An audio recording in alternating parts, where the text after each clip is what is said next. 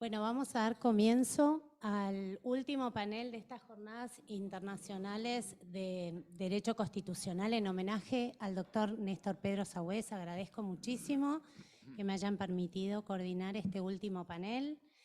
Yo tengo un afecto personal por Néstor Pedro, lo estudié en los libros porque era imposible no estudiarlo cuando uno está en la instancia constitucional, como trabajo yo hace 30 años, pero después lo conocí personalmente y es una persona muy cálida y un enorme ser humano.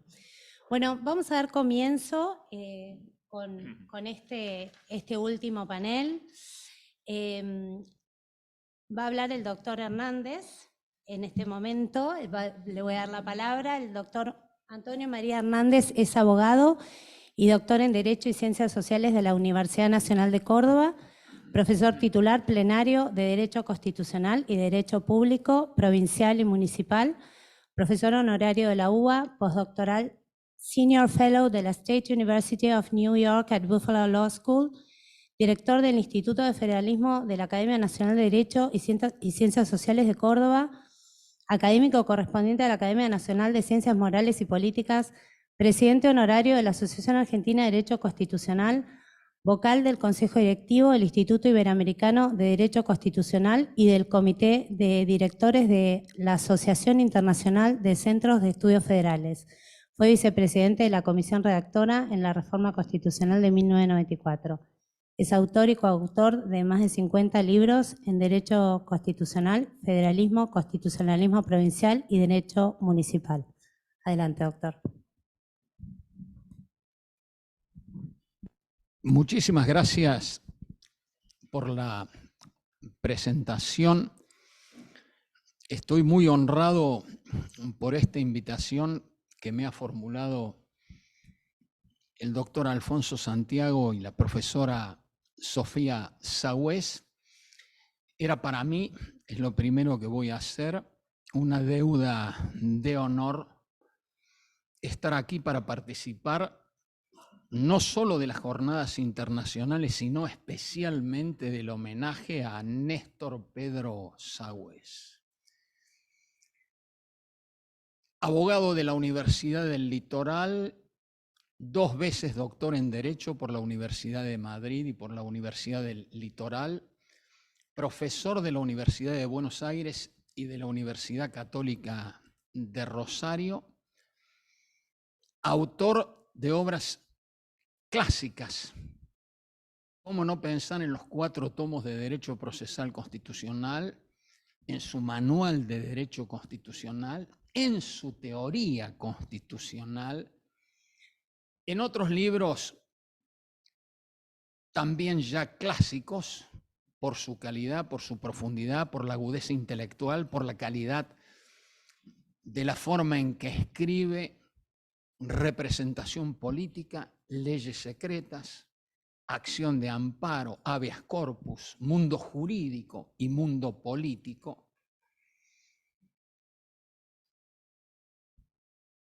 Once títulos de doctor honoris causa de distintas universidades y otras decenas de designaciones como profesor honorario de otras universidades. Cualquiera que conozca el mundo iberoamericano del derecho sabe que el nombre de Néstor Pedro Sagüés es una marca de extraordinaria calidad.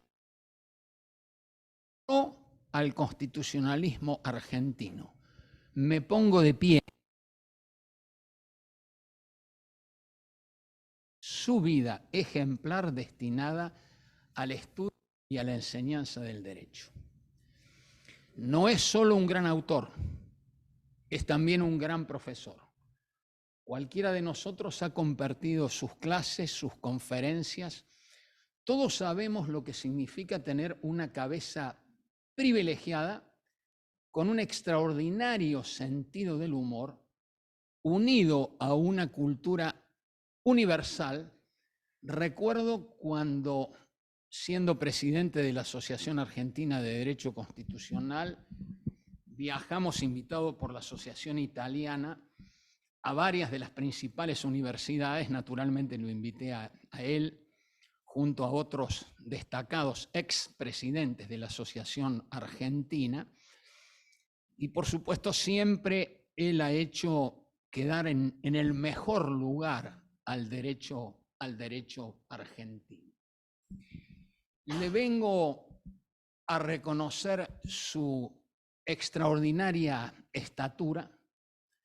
Recién hablábamos con Alfonso Santiago. Sí, es cierto que se puede cambiar, es cierto que más allá de los panoramas de una honda decadencia que vive el país, la Argentina puede cambiar. Es cierto que hay puntos ejemplares, hay referencias ineludibles que nos indican la posibilidad de un cambio. Es muy importante tener presente lo que significa un docente, lo que significa un universitario, lo que significa un profesor en la máxima expresión. Y es muy importante, además, saber que hay que tener consistencia ética para la tarea docente, para la tarea abogadil. En su caso, él fue un fiscal y un juez ejemplar en la provincia de Santa Fe. Tuvo que haber llegado como otros constitucionalistas a la Corte Suprema, pero nosotros ya sabemos que prácticamente está vedado el acceso de constitucionalistas a la Corte Suprema, como lo dije ya hace muchos años, y se sorprendían algunos colegas míos. Así que ese es Néstor Sagüés, pero ¿cómo no voy a hablar de su sencillez, de su humildad, de su categoría de gran maestro? ¿Cómo no voy a recordar ahora que cambio, me animo a cambiar el título de la exposición mía y eso que la fijó Alfonso Santiago? Porque cuando quieran conocer algo de federalismo comparado, van a tener que ver mi libro Estudios de Federalismo Comparado Argentina, Estados Unidos y México. Pero ¿saben quién me presentó esa obra? Néstor Pedro Sagüés. Fue el resultado de la investigación de derecho comparado que hice entre esos dos federalismos, es decir, el modelo nuestro, el modelo norteamericano, y el caso argentino. Así que el tema del federalismo, aunque me lo haya impuesto Alfonso Santiago, va a quedar para otra oportunidad. Como estoy tan impactado por lo que veo en esta Argentina que ofrece cosas notables como es este campus, que no conocía hasta hoy, así que agradezco también esa posibilidad, esa distinción que me han hecho. La próxima convocatoria grande de federalismo la vamos a organizar con Alfonso Santiago y con María Sofía Sagüés acá, en este extraordinario campus. Así que ahí está Néstor Sagüés. Recién me comentaba Alfonso Santiago la extraordinaria alegría que él ha sentido al ver que toda la comunidad científica y de constitucionalistas argentinos y de todo Iberoamérica le rinden renovado homenaje. Todos nosotros sabemos lo que él representa para la Argentina, así que me sumo emocionado a todo esto y mucho más sabiendo lo que son las vicisitudes, los arcanos de la vida y cómo de una manera realmente notable lo tenemos absolutamente recuperado para seguir produciendo obras como es su deseo, con una idea, con una entrega verdaderamente notable que es el ejemplo para nosotros. Es decir, la necesidad de comprender la importancia de la seriedad, de la responsabilidad, de la ética, de la vocación para enseñar el derecho en un país que necesita, como lo voy a explicar ahora, de manera angustiosa, aferrarse a la Constitución para empezar a salir del proceso de decadencia en que nosotros hoy nos encontramos. Por tanto, el cambio de la exposición está dirigida a algo que ocurrió en los días muy cercanos y anteriores a la celebración de este Congreso Internacional. Es decir, pudimos terminar la tercera encuesta de cultura constitucional, es el tema que voy a exponer ahora sintéticamente, la tercera encuesta de cultura constitucional y de la legalidad que hemos dirigido con el doctor Daniel Sobato, politólogo, director de IDEA Internacional, acaso uno de los más prestigiosos politólogos de América Latina, y con el licenciado Eduardo Fidanza, titular de Poliarquía, uno de los más importantes sociólogos de la Argentina, yo el constitucionalista, llevando adelante una de las prédicas más importantes de Néstor Pedro Sagües, que yo recuerdo sistemáticamente. No podés conocer derecho constitucional ni derecho si no tenés visión interdisciplinaria y si no tenés una visión realista de los problemas. Esto lo explica muy bien Sagües, es lo que he llevado adelante. Esta es la tercera encuesta. La primera fue hecha en el 2004, la segunda la pudimos hacer en el 2014. En aquella primera el sociólogo interviniente era Manuel Moria y Araujo. Ya en la segunda fue Eduardo Fidanza. La tercera, ahora 2023, en el marco de los 40 años de la democracia, nuevamente Eduardo Fidanza. Pero este proyecto, en una Argentina muy compleja,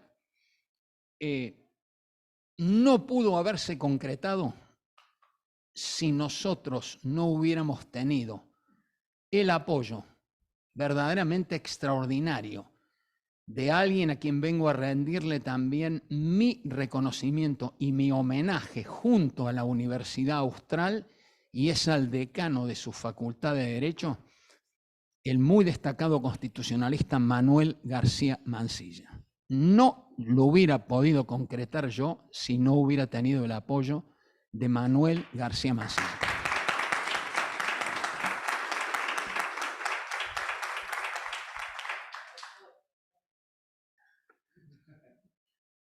¿Por qué estudiar esto?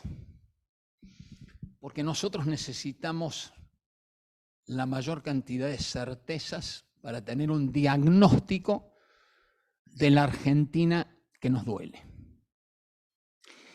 El tema de la cultura constitucional y de la legalidad es absolutamente esencial como base para el desarrollo cierto y posible de un país. Esto lo han escrito muy importantes pensadores, ya parece hasta una cuestión de sentido común.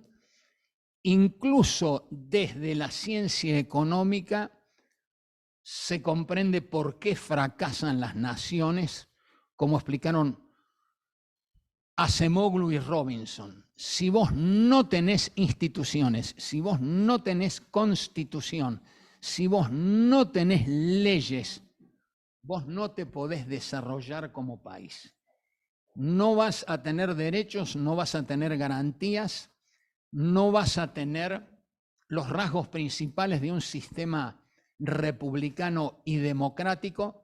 Todos nosotros sabemos lo que significa el extraordinario valor del constitucionalismo, fruto de las tres grandes revoluciones históricas, y que es un hito fundamental en la lucha eterna por la dignidad del hombre en base a dos principios esenciales: asegurar los derechos del hombre y limitar el poder.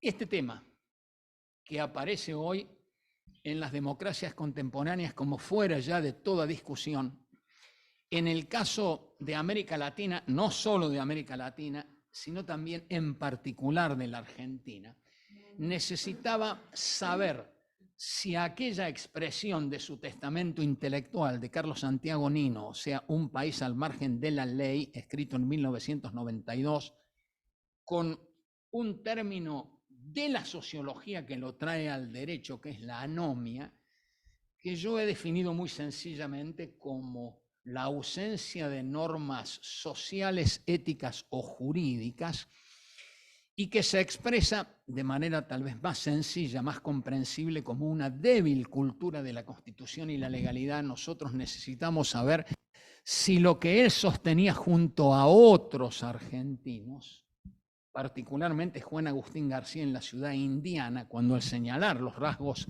de los argentinos decían que los argentinos tenían un problema sistemático de cumplimiento de las leyes, esto venía desde la etapa colonial, y uno de los rasgos del argentino era el desprecio por la ley.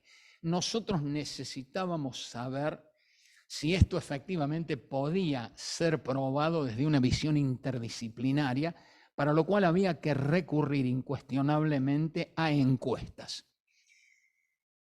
Y la tercera encuesta ha sido consistente con las dos anteriores, para probar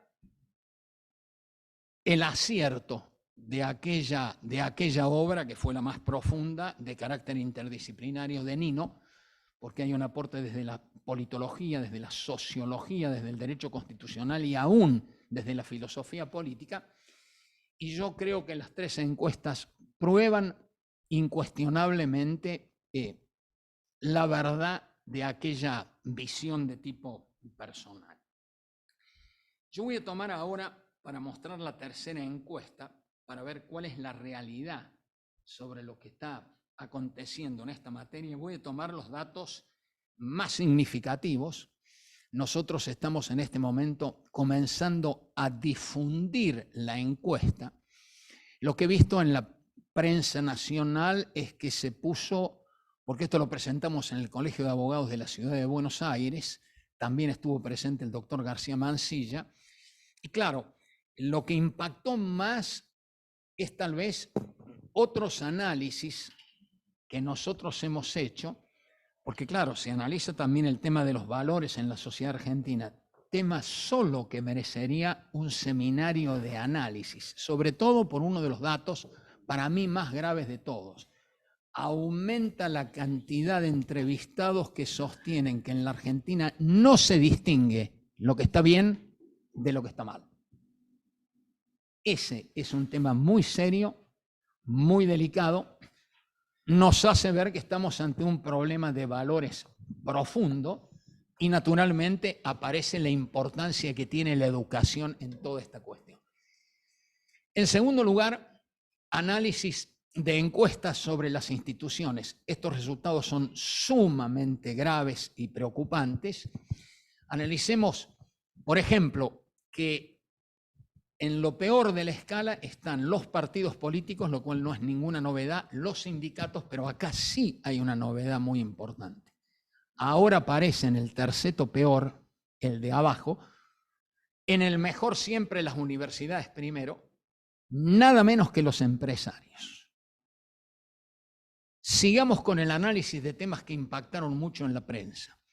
Si bien el 73% de los entrevistados reconoce que la democracia es el mejor de los sistemas políticos, lo cual es de lo mejor en toda América Latina, medido por Latino Barómetro, un 72%, sin embargo, muestra disconformidad con los resultados del funcionamiento democrático. Es decir, hay una fuerte demanda por elevar la calidad del funcionamiento de nuestras instituciones democráticas. Y el dato que impactó con mayor fuerza fue aquel que dice que un 50% de los entrevistados estarían dispuestos a aceptar un gobierno no democrático si da respuesta a sus expectativas. Cuando uno mide la calificación del Poder Judicial, esto es lo más duro, es lo más triste de todo, ya lo voy a mencionar, que claramente la sociedad comprende que los jueces no son independientes en la Argentina, esto aumenta hasta el 72%, y para mi sorpresa, el 65% cree exactamente lo mismo de la propia Corte Suprema de Justicia de la Nación. Cuando se pregunta sobre la eficacia en el funcionamiento del Poder Judicial, más del 70% tiene una respuesta negativa sobre el funcionamiento que tiene el Poder Judicial. Cuando uno piensa, dejando el Poder Judicial para ir al Poder Legislativo, La respuesta también es impactante. Un 87% de los entrevistados sostienen que los legisladores, en el momento de sancionar las leyes, no piensan en las necesidades del pueblo. Cuando nos vamos directamente a las preguntas vinculadas con la Constitución, lo primero que voy a puntualizar es esto. Antes, encuesta del 2014, el 91% decía que lo más importante que teníamos era la Constitución. Pero esto ha sido reducido. Voy a hablar unos minutos más. Esto ha sido reducido. No hay anomia porque había 3 expositores y ahora son 2, de manera que tengo derecho a crecer mi participación. Ah, el otro está online. Entonces voy a... Muy bueno, así que voy a tener que apurar. Conclusión. Pero escuchen estos datos que son realmente impresionantes. Esto ha sido reducido al 83%. 70% de los entrevistados reconoce desconocer absolutamente la Constitución Nacional. Vamos a lo más importante. ¿Cuál es la causa, entre varias, por las cuales no se aplica la Constitución y las leyes? Respuesta. En el 2014, el 33% por el mal funcionamiento del Poder Judicial. Ahora eso aumentó al 52%. Para que vean el llamado de atención específico de la ciudadanía, de los entrevistados sobre el tema del Poder Judicial. Así que, otro tema que me interesa poner de relieve, el enorme desconocimiento de la Constitución, que alcanza a sectores universitarios, porque como ustedes comprenderán, la encuesta analiza no solamente distintas franjas etarias, sino también distinto nivel educativo y, por supuesto, distintas ubicaciones dentro del país. Así que, en definitiva, acá nosotros tenemos un problema sumamente serio, sumamente delicado. Cuando se pregunta, por ejemplo, ¿cuándo se sancionó la Constitución Nacional? Solo un 13% dijo que en 1853. Cuando se pregunta cuándo se sancionó la última reforma, solo el 17% acertó. Me quedo ahí porque ya no tengo tiempo. Última parte de las reflexiones. ¿Cuál es mi conclusión? Que la voy a dar a conocer por la prensa y luego, por supuesto, vamos a escribir un libro como lo hicimos en las otras oportunidades. Argentina sigue siendo una sociedad anómica. Hay una muy débil cultura de la Constitución y de la legalidad. Hay obviamente una falta de confianza muy notoria en las instituciones. Esto nos lleva directamente a un tema absolutamente central en este momento. Nosotros necesitamos poner el énfasis en la educación cívica y democrática. Yo creo que acá hay una falencia muy grande en la Argentina en esta materia. Estoy muy convencido que tenemos que hacer un esfuerzo muy grande por, en primer lugar, lograr la modificación de los planes de estudio. Cuando presidí la Asociación Argentina de Derecho Constitucional, logré la sanción de la ley 25.863, votada por unanimidad e inmediatamente incumplida. La ley establecía que el 1 de mayo era el Día de la Constitución Nacional y en el artículo 2 obligaba a todos los estamentos educativos a enseñar los principios y valores de la Constitución Nacional. No hay ninguna otra forma de tener republicanos y demócratas sino mediante la educación popular y democrática de los mismos. Y en segundo lugar, teniendo después todos los canales abiertos, empezando por la participación para el ejercicio de los mismos en los municipios autónomos, que son las bases de la República Federal. Segunda observación central.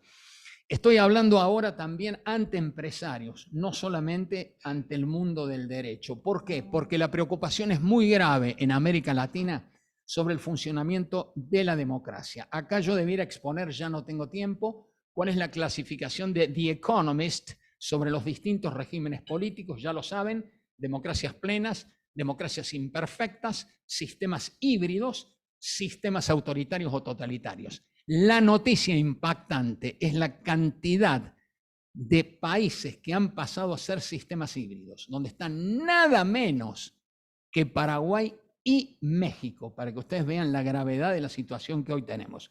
Ya sabemos que son sistemas autoritarios, es decir, Cuba, Venezuela, Nicaragua y Haití, que ahí hay otro problema de otro tipo en Haití.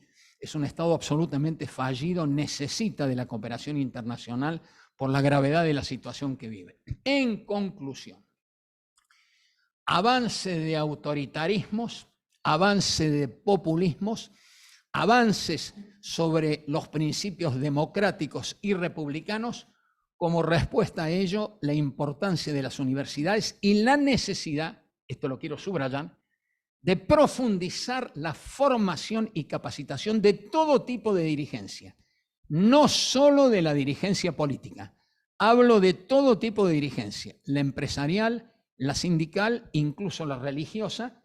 Nosotros no tenemos otro camino para salir de la situación de decadencia en que nos encontramos, que no es otro que enfrentar un proceso de cambio tan profundo como lo requiere la profundidad de la decadencia en que estamos inmersos.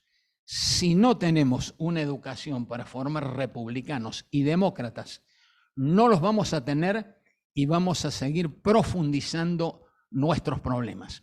Así que el homenaje a Sagüez nos da la respuesta del camino que tenemos que seguir. Nos aferramos a convicciones, a valores, a principios. Nos abrazamos al programa máximo de gobierno que es la Constitución Nacional y nosotros empezamos a levantar la voz porque sabemos de la pobreza del debate público en este momento en el país. Esa es la misión también de la universidad. Muy honrado estar acá en la Universidad Austral. Bueno, muchas gracias, doctor Hernández. Ahora le vamos a dar el uso de la palabra al doctor Jesús María Casal. El doctor Jesús María Casal es exdecano de la Facultad de Derecho de la Universidad Católica Andrés Bello, abogado nacido en Caracas en 1965, graduado en esa universidad en 1988, mención summa cum laude, con un doctorado en Derecho en la Universidad Complutense de Madrid y una especialización en Derecho Administrativo en la Universidad Central de Venezuela, ambas con mención. En 1989 se incorporó a la Dirección de Derechos Humanos de la Fiscalía General de la República y en 1992 a la Oficina de Investigación y Asesoría Jurídica del Congreso de la República de Venezuela.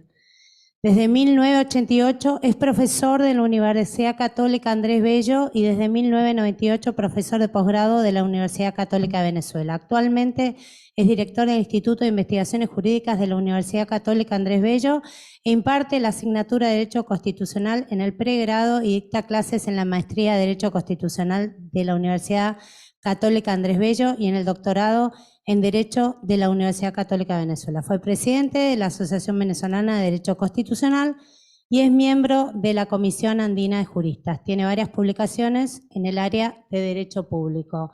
Adelante, doctor Casal. Muchísimas gracias realmente por esta invitación a esta Jornada Internacional de Derecho Constitucional en homenaje a ese gran maestro, el profesor Néstor Pedro Sagüez. Dirijo este agradecimiento especialmente al profesor Alfonso Santiago, la profesora Sofía Sagüez, y me sumo a las palabras del doctor Antonio María Hernández en el reconocimiento que hacemos todos los constitucionalistas al profesor Néstor Sagüez, ese gran maestro latinoamericano del derecho constitucional, del derecho procesal constitucional. Qué privilegio poder participar en este reconocimiento a este maestro latinoamericano que ha guiado nuestras investigaciones y ha estado en la vanguardia de las disciplinas a las que se ha dedicado, particularmente el derecho constitucional en sus aspectos dogmáticos y orgánicos, y el derecho procesal constitucional. Desde la interpretación constitucional, pasando por la inconstitucionalidad por omisión, el control de convencionalidad, entre otros muchos temas, ha enriquecido la doctrina constitucional y ha hecho escuela en muchos países latinoamericanos, también en Venezuela. Esta es pues una ocasión para ratificar el reconocimiento y admiración que le profesamos desde Venezuela. Aquí también me vas a tocar hacer un ajuste del tema que habíamos acordado con Sofía, pero que no quedó reflejado en el programa. Nos vamos a referir a la jurisdicción constitucional y la transición a la democracia. Un tema que ha estado presente en debates recientes en Venezuela. No es un tema nuevo como objeto de estudio, pero ha despertado un renovado interés en Latinoamérica a raíz de algunos trabajos recientes que han puesto de manifiesto cómo puede desarrollarse lo que algunos denominan, en términos que no comparto plenamente, pero se ha generalizado esta denominación del constitucionalismo abusivo, y también se ha destacado el abuso que puede cometerse con el control de constitucionalidad, es decir, los abusos en que están incurriendo muchos tribunales constitucionales, así como también se han incrementado los estudios de corte a veces politológico que ponen de manifiesto el papel que están jugando muchos tribunales constitucionales en sistemas autoritarios o en el desenlace autoritario de un sistema que estaba en la situación de ser híbrido. En el caso venezolano, el debate está más ligado pues a pensar qué hacer con la jurisdicción constitucional ante los desmanes, los desafueros cometidos por la Sala Constitucional del Tribunal Supremo de Justicia. Surge aquí la pregunta de si estas situaciones deben llevar a dudar de la aptitud de la jurisdicción constitucional para desarrollar su tarea generalmente reconocida de proteger los derechos fundamentales, la separación de poderes y el Estado de Derecho y el principio democrático, incluyendo la protección del pluralismo y de las minorías. En particular, se suscita el interrogante de qué función pueden desempeñar los tribunales constitucionales o la jurisdicción constitucional bajo una u otra fórmula organizativa, uno u otro sistema de justicia constitucional, en transiciones a la democracia. Y también, en el caso venezolano en particular, qué hacer con la jurisdicción constitucional. Como sabemos, una transición política es un intervalo que se extiende de un régimen político a otro. Una transición a la democracia supone un proceso en que se pasa del autoritarismo a la democracia y comprende desde el inicio de la disolución o declive de un régimen autoritario hasta el establecimiento y consolidación de alguna forma de democracia. Pues bien, ¿hasta qué punto y con qué limitaciones la jurisdicción constitucional puede apuntalar este proceso? Aquí simplemente pues trataré de reflejar algunas líneas de la discusión, algunas experiencias y algunas reflexiones finales. Una referencia clásica cuando se aborda este tema es la de la experiencia de los tribunales constitucionales de la segunda posguerra europea. En una primera oleada, donde están los tribunales constitucionales de Italia y Alemania, luego en una segunda oleada, décadas después, el caso del Tribunal Constitucional Español. Todo esto pues ha representado un ejemplo luminoso sobre los aportes que puede dar la jurisdicción constitucional en transiciones a la democracia. Se ha hablado en este sentido de la marcha triunfal de la jurisdicción constitucional, que luego pues ha sido replicada, ¿no?, ya en una tercera oleada. Esto que en un trabajo reciente Francisco Biaggi denomina las tres generaciones de tribunales constitucionales europeos, en una tercera oleada en los países de Europa central, de Europa del Este, que después de sistemas comunistas quisieron establecer estructuras democráticas y Estado de Derecho, y también procuraron incluir a los tribunales como constitucionales, como una suerte de mascarón de proa, como un símbolo de que realmente querían asumir plenamente el Estado de Derecho, con un balance aquí sí como más ambiguo, ¿no?, ambivalente, no siempre con éxito, por razones que no dará tiempo aquí de mencionar. Pero lo cierto es que esas experiencias de la primera etapa de esa segunda posguerra ha dado lugar a lo que Cruz Villalón denominó la democracia de jurisdicción constitucional, es decir, un tipo particular de democracia, limitada en esencia por el Estado constitucional de derecho, por la jurisdicción constitucional. En tal sentido, Rubio Llorente sostuvo que la creación de la jurisdicción constitucional en Europa no fue producto de una evolución, sino de una revolución. Es un cambio importante, ¿no?, una mutación importante en la manera de entender los tribunales constitucionales y su papel, todo esto acicateado, por supuesto, por los regímenes totalitarios y la necesidad de que el poder político en todos sus niveles estuviera ceñido al respeto a los derechos humanos, lo cual es ya una primera señal distintiva de estas oleadas de tribunales constitucionales, estas dos primeras oleadas de los tribunales constitucionales después de procesos totalitarios o dictatoriales, y siendo necesario iniciar un nuevo camino de juridicidad. Y entonces aquí en un esfuerzo de síntesis simplemente destacaría algunos aspectos comunes de estas experiencias italiana, alemana, española. En primer lugar, la pervivencia de un poder judicial o de jueces ordinarios apegados, al menos en algunos de sus escalones jurisdiccionales, a principios del orden jurídico político anterior, con la consecuente resistencia a asumir las implicaciones normativas de la Constitución, particularmente en materia de derechos. Y allí entonces se van produciendo cambios de paradigmas. En el caso italiano, sobre todo, pues la experiencia de cómo este tribunal, al instalarse, después de unos 8 años de haberse aprobado la Constitución, con un periodo de transición en el cual la Corte de Casación bloqueaba el cambio de interpretación constitucional y avaló muchas leyes fascistas al acudir a la idea del carácter programático de la mayoría de las normas sobre derechos.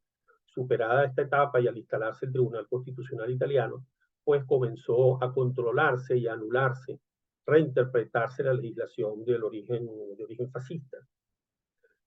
Con apoyo en los jueces ordinarios que quisieron, pues, saltándose, ¿no?, los criterios de las cortes, como la Corte de Casación, junto con el Tribunal Constitucional, pudieron desmontar esta legislación.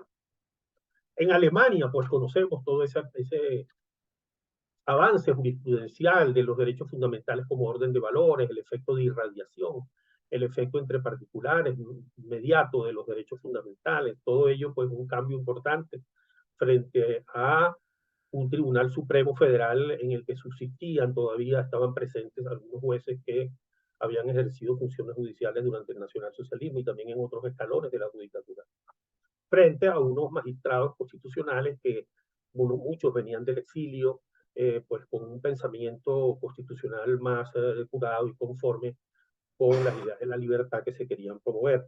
Y en España también el control de leyes, decretos leyes, primeras sentencias sobre el estado de las autonomías. Y así, pues, una experiencia que toda la doctrina valora positivamente y que no presuponía, como a veces se sostienen algunos ensayos críticos a la creación de las jurisdicciones constitucionales, donde dicen, pues, que es difícil que estas jurisdicciones puedan cumplir algún papel importante en democracias débiles, frágiles, democracias jóvenes. Más bien, en todos estos casos, pues, la eclosión de la jurisdicción constitucional estuvo de alguna manera asociada a fragilidades institucionales, ¿no? Y es evidente en los 3 países que comentábamos, pues, el caso de Alemania, por ejemplo, unos pocos años de experiencia democrática en el periodo de Weimar y un profundo totalitarismo posterior, ¿no? Entonces, bueno, estas experiencias impactaron positivamente luego en los procesos de esa tercera oleada de la caída del comunismo. También en Latinoamérica ayudaron a reforzar las creaciones de algunos órganos de jurisdicción constitucional. Evidentemente nosotros, como ya ha sido bien estudiado, teníamos nuestros propios caminos para la jurisdicción constitucional de fecha muy temprana, anterior al planteamiento kelseniano, ya nuestros sistemas difusos, bajo influencia a veces norteamericana, sistemas mixtos, control de constitucionalidad anulatorio antes de que se crearan los tribunales constitucionales europeos. Pero ciertamente, pues, hubo una influencia, un modelaje, y entonces interesa preguntarnos, bueno, ¿y ahora? Entonces, ahora que se está insistiendo tanto en estos tipos de trabajos, estudios, en el rol importante que están jugando tribunales constitucionales en la destrucción de la democracia o su papel en sistemas autoritarios. La experiencia venezolana, pues lamentablemente no, pero evidentemente debe ser así, está muy presente en estos estudios, en estos trabajos. ¿Qué pensar sobre esto, ¿no? Y el papel que puedan jugar en casos como el venezolano o cuando las condiciones estén dadas en una transición a la democracia? Bueno, aquí un poco para compartir algunas reflexiones.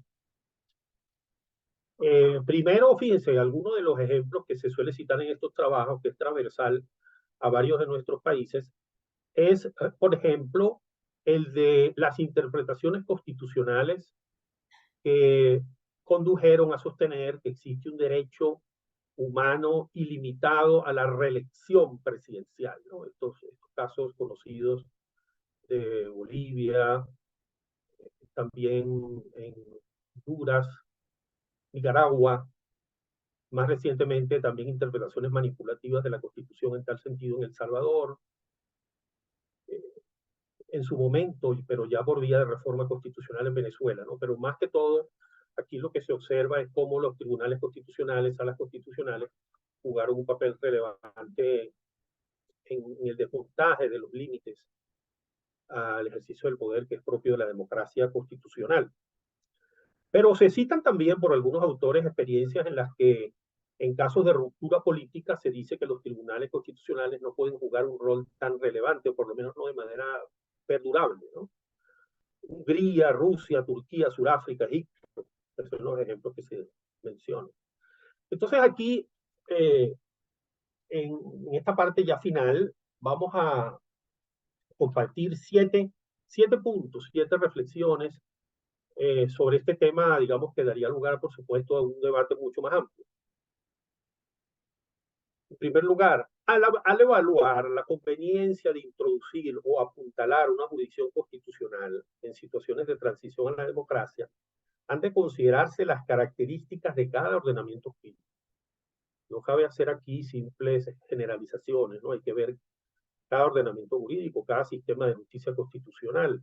Cuando hablamos aquí de tribunales constitucionales, queremos referirnos pues a la jurisdicción constitucional, que a veces la ejerce una Corte Suprema de Justicia, a veces es un sistema difuso con algunas atribuciones especiales de la Corte Suprema de Justicia, un sistema híbrido mixto tan frecuentes en Latinoamérica, o en algunos casos en un sistema concentrado de control de la constitucionalidad, más es el modelo europeo.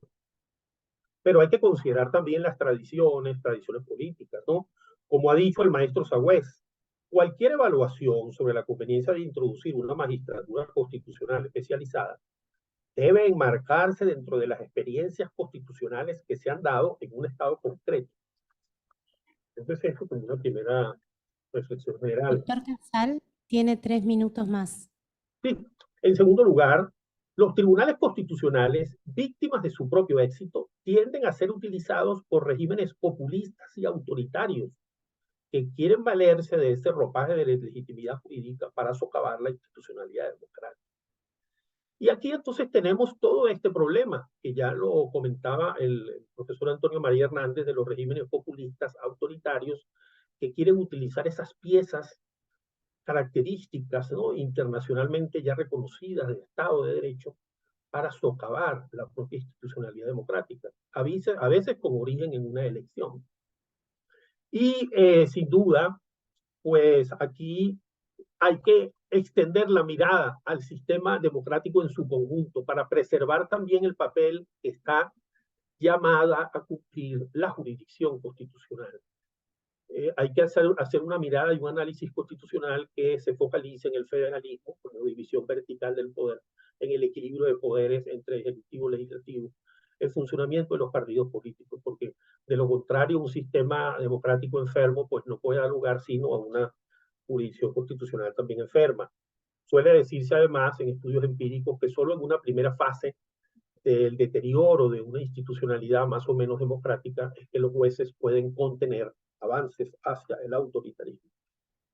Pero hay que tener en cuenta también que a veces estos ejemplos que se sacan con mucha facilidad, ¿no?, de países, regímenes autoritarios donde hay un tribunal constitucional, no necesariamente son una prueba de que los tribunales ya no puedan cumplir su función histórica, porque lo que ocurre es que a veces desde el inicio se crea en un régimen autoritario un tribunal constitucional. Ese en realidad ya no es un tribunal constitucional en el sentido de una jurisdicción constitucional de la libertad.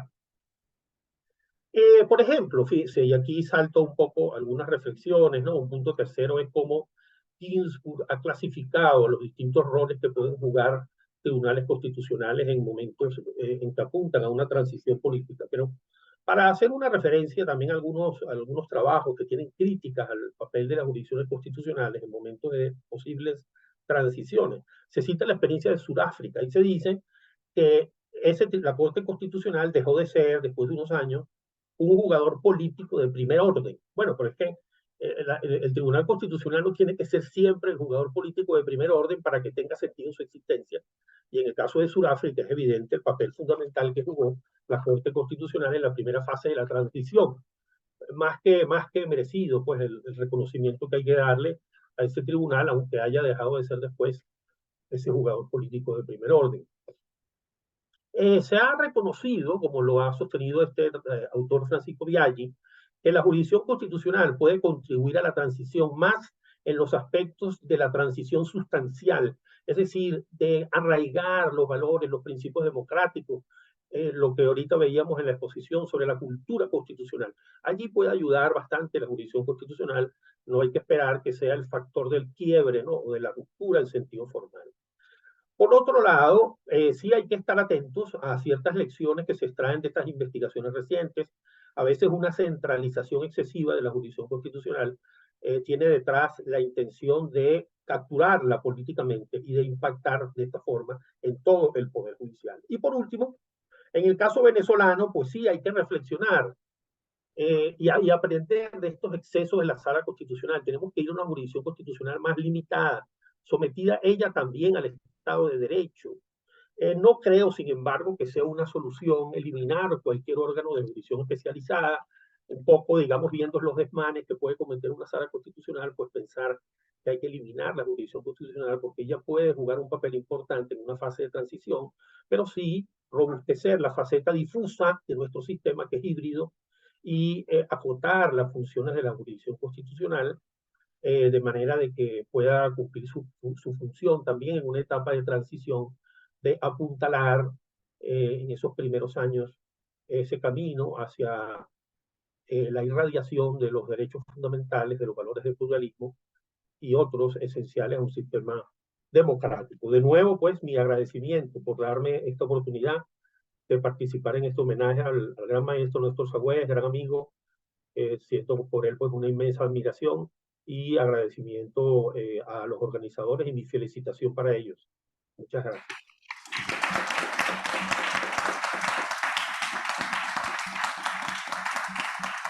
Bueno, muchas gracias, doctor Casal.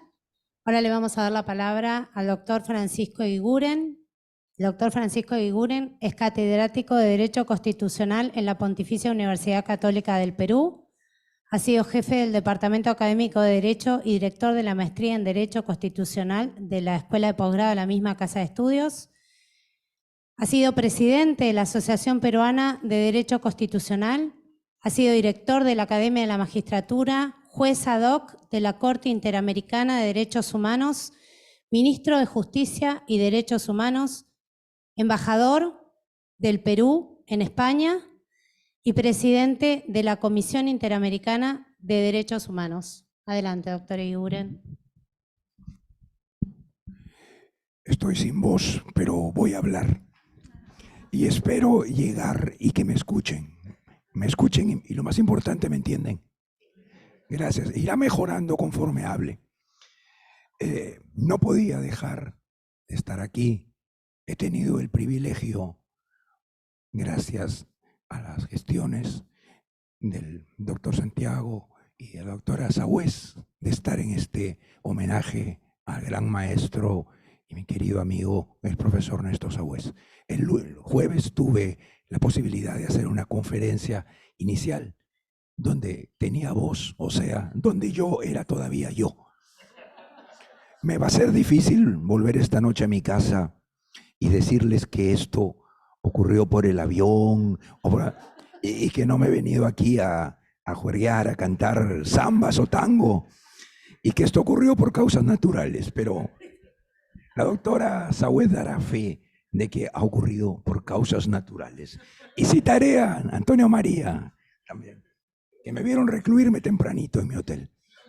Bueno, mi tema es bastante amplio, se entiende que había que acotarlo y tiene que ver con la crisis, el riesgo para el Estado de de derecho, yo lo voy a concretar, lo voy a ejemplificar, porque creo, a estas alturas de la vida, hablar de Estado de Derecho queda muy corto. Muchas de las autocracias dicen que tienen un Estado de Derecho porque la ley se cumple. Lo que pasa es que puede ser una ley injusta o inmoral. Yo creo que esto pone en tela de juicio que el Estado de Derecho hoy en día no solo es constitucional, sino es democrático. Tiene que ser democrático y tiene que ser social. Tiene que estar guiado por principios políticos y morales, y para quienes somos personas creyentes también por ciertos valores y principios de nuestra fe cristiana y católica. Y por eso esto nos pone a prueba, y pone a prueba a los abogados, aunque a veces más a los políticos, sobre la seriedad de tus convicciones y sobre la coherencia en eso que predicas cuando haces clases o cuando escribes o cuando cumples la función, y cuando estás enfrentado a situaciones que, como digo, ponen en tela de juicio qué tan congruente eres, qué tan coherente eres. Entonces tendríamos que preguntarnos, bueno, yo he tenido la suerte, no sé si la suerte o el castigo, pero he conocido, aunque soy un constitucionalista y me defino como tal, nunca me he definido ni como un experto, ni como un activista, ni como un estudioso de los derechos humanos. Soy un constitucionalista metido en esos temas a veces, ¿no? Pero he tenido la suerte en distintas épocas de ser agente del Estado, juez ad hoc en la Corte, ministro que compareció ante la Corte o la Comisión, y presidente y miembro de la Comisión Interamericana. Eso he estado en todos los, y defender casos. O sea, he estado en todos los sitios del sistema. Y creo que eso me da una visión mucho más completa, mucho más equilibrada. Y que Cuba, Venezuela, luego Nicaragua y algunos de los que sigan, se salgan del sistema interamericano, denuncien la competencia de la Corte o hasta se retiren de la OEA, no tiene que llamar mucho la atención, porque son regímenes claramente autoritarios. Lo preocupante es cuando en varios países que todavía manifiestan creer en una democracia y en un Estado constitucional y democrático de derecho, ante ciertos resultados adversos, viene el planteo, sobre todo de ciertos sectores, de decir, nos tenemos que retirar de ese sistema. Y es curioso, nadie en mi país plantea que hay que retirarnos de los tribunales económicos internacionales. A mí me ha tocado ser muchas veces experto en Washington en el CIADI para discutir controversias, y nadie discute que hay que acudir o se puede acudir ante instancias internacionales más privadas para discutir controversias entre la inversión privada y el Estado. Eso está bien, es el mundo globalizado, es la economía. Pero cuando hablamos de derechos humanos, muchos de esos mismos plantean que es un sistema incoherente, injusto, controlado por rojos y comunistas, como se dice en mi país. Y no piensan que esos rojos y comunistas fueron elegidos por los propios estados latinoamericanos, lo cual sería una incoherencia. Pero es que el sentido común y la coherencia es lo más lejano de estas posturas fundamentalistas, radicales, de derecha o de izquierda, según convenga a sus intereses. Y hay que recordar que nuestros países son miembros del sistema interamericano porque firmaron un tratado en ejercicio de su soberanía. Nadie los obligó. Sin embargo, en estos casos a veces parece que nos dijeran, oye, eso que firmamos y estuvimos en la foto, ¿eso había que cumplirlo? ¿Era en serio? Porque en verdad, ¿cuál es la idea de un sistema interamericano? Que en verdad puede ser copia también del sistema europeo, no copiamos muchas cosas. Pero ¿cuál es la idea subyacente? Que puede haber una instancia internacional, por lo tanto, más objetiva e independiente frente a la problemática jurídica interna, a la que cuando una parte, la víctima, considera que no ha encontrado justicia de fondo o justicia de debido proceso en su instancia interna nacional, toca la puerta de la instancia internacional. Instancias que, como digo, se presuponen más independientes, distantes, lejanas, fría, donde incluso si en la Corte o en la Comisión hay un miembro nacional del Estado parte, no participa en ningún tipo de reuniones, deliberaciones, ni menos a la hora de votar o sentenciar.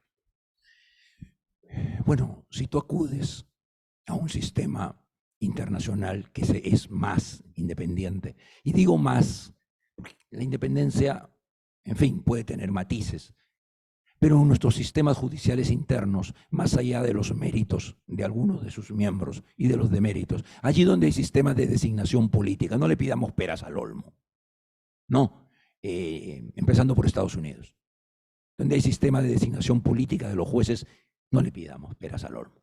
O en países como el mío, el Perú, donde el Tribunal Constitucional, que lo elige el Congreso, tiene una especie de simulacro de concurso de méritos, pero al final todo se restringe a saber quiénes tienen los votos o no. Y eso, pues hasta en países como España, no se oculta, es decisión de los partidos que integran el Congreso. A veces los partidos eligen gente correcta, gente con solvencia académica, profesional y moral. A veces no, escogen títeres, escogen quienes les van a cuidar las espaldas o les van a cubrir sus pecados. Bueno, es curioso entonces. Yo no voy a negar, lo conversábamos y lo escuchaba en algunos eventos los días anteriores, que en el sistema interamericano también, porque finalmente son hombres o mujeres, se cometen errores. Sí, claro. Antes no eran muchos, ahora hay. Pero uno tiene que pensar que esta justicia subsidiaria sirve finalmente o no sirve. Uno sabe que puede servir cuando vive en su país situaciones de dictadura, situaciones de avasallamiento o captura del sistema judicial y de la independencia judicial, como decía Carlos Ayala ayer sobre el caso de Venezuela, donde habrá Corte Suprema, jueces y toda la parafernalia esa. Pero independencia, tribunal imparcial. Allí donde las instituciones funcionan razonablemente, pues se acude poco al sistema internacional. Claro, como dicen en los procesos, suelen haber dos partes y una gana y una pierde. Y la que pierde no siempre recibe, bueno, nadie recibe de buena gana una derrota. Nadie. No, el abogado menos, y le echará la culpa a la corte. No, pero a veces sí se pierde de manera correcta en un buen debate y a veces se pierde de manera bochornosa, pero no porque uno no tuviera razón, sino por un tribunal claramente inclinado, sometido, ¿no? Esto no lo vemos normalmente en los casos pequeños, lo vemos en los casos, en los grandes casos, donde está de por medio el conflicto político del gobierno con alguien o los grandes conflictos económicos, ¿no? Entonces, es normal que ante una decisión judicial hayan molestos y resentidos y ganadores. Pero uno tiene que entender que cuando va a un sistema judicial nacional o internacional, se somete al órgano jurisdiccional, que el juez está por encima de las partes y sus abogados, no va ante iguales. No es que lo escogemos al juez. Una garantía es precisamente la independencia en la designación y en la conducta de los jueces. En el sistema interamericano, sí, tengo que reconocer, lo he escuchado también hace poco aquí en Argentina, lo hemos vivido también en otros países, a veces este carácter de órgano internacional exagera el no buscar conocer el contexto de un país, ¿no? Y algo que nunca debe olvidar un juez es evaluar las consecuencias y la viabilidad de sus decisiones. No es solo un análisis abstracto, formal. Sí, tiene que ser un análisis y con una motivación de derecho. Pero creo que eso que nos enseñaron a veces en la universidad y que muchos creen que es catecismo, valores como la justicia, valores como el debido proceso. Ayer el presidente de la Corte Suprema de este país, el doctor Rosati, decía un poco al terminar, que no hay que perder como el abogado esto que no solo es defender, es un compromiso con la justicia. Yo sé, suena utópico, suena. Yo no sé si cuando nos vamos haciendo viejos o más viejos, vamos volviendo un poco a la importancia de esos principios, porque uno ve y sufre cómo se quebrantan a veces y pisotean cotidianamente valores y principios que no solo nos han enseñado, sino por algunos de los que nos los han enseñado y hasta lo han escrito en libros. El poder político es una tentación. Alguna vez uno lo tiene que ejercer, pero nos pone a prueba qué tan coherentes somos, ¿no? Y a mí me llama la atención, pero ya no me llama la atención porque lo escucho seguido, cómo determinados gobiernos, porque no es el tema de estados, porque el gobierno representa al Estado, pierden un caso en el sistema interamericano y se considera que esta es una derrota para el orgullo nacional. No, o sea, es como que Uruguay le gane a Argentina o Argentina le gane a Uruguay. Y esto no es así. O sea, uno juicios gana o pierde. No es el orgullo nacional. El sistema interamericano, como se demora demasiado, tiene una ventaja. Normalmente el gobierno que representa al Estado es el gobierno de turno, que no es responsable de las violaciones discutidas, porque ocurrieron hace 10, 20, 30 años. Yo no diría, ese gobierno debería ser mucho más inteligente, independiente. Y esa es una pregunta que yo siempre me hago como abogado. Dicen algunos que es más una deformación de juez. El derecho es muy discutible, muy opinable, pero tampoco se trata de andarle buscando 3 pies al gato, ¿no? Yo siempre me pregunto antes de aceptar un caso, sabiendo que no todo es blanco y negro, creo que tiene razón. Creo que es justo.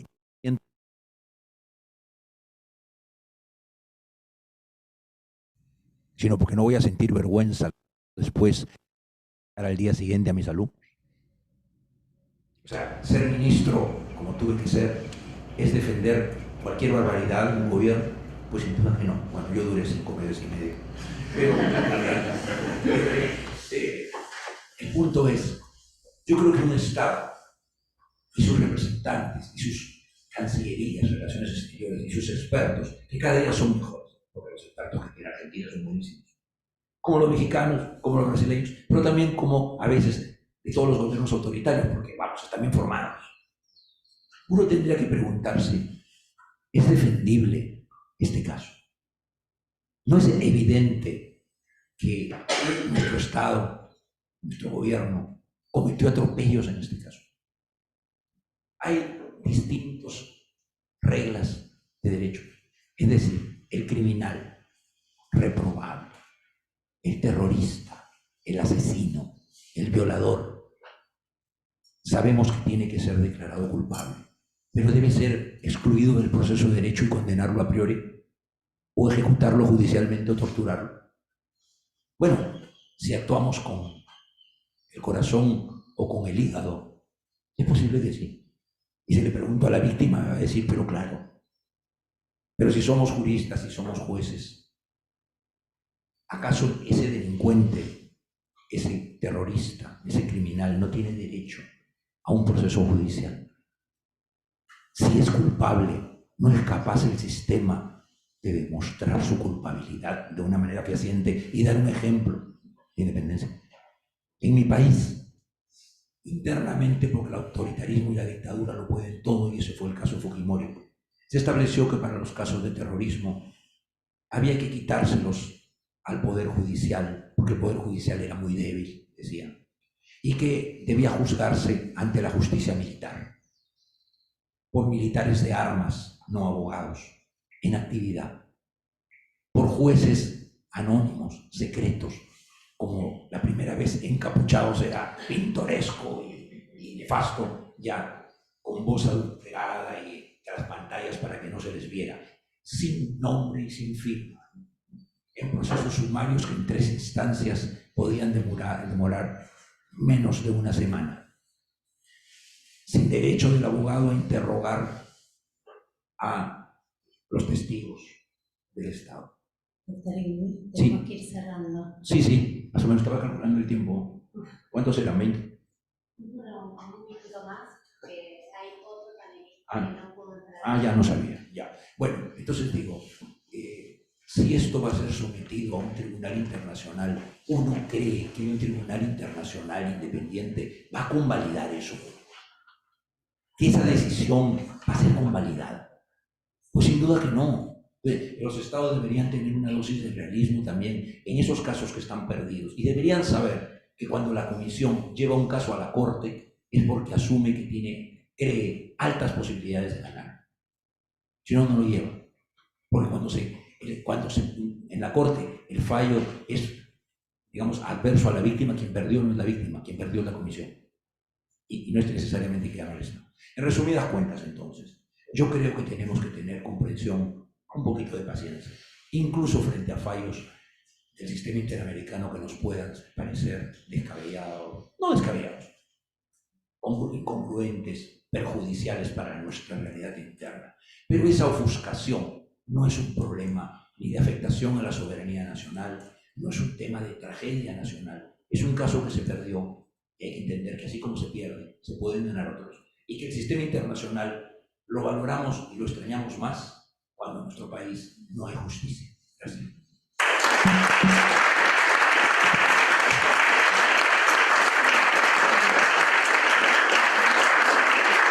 Bueno, muchísimas gracias, doctor Francisco Eguiguren. Ayer tenía que hablar otro profesor que, como estaba en España, dejó grabada su conferencia.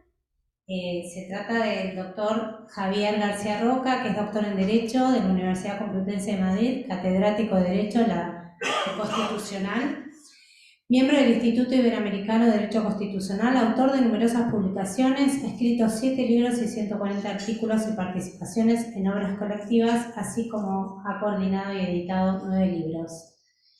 Vamos a ver lo que dejó grabado para nosotros.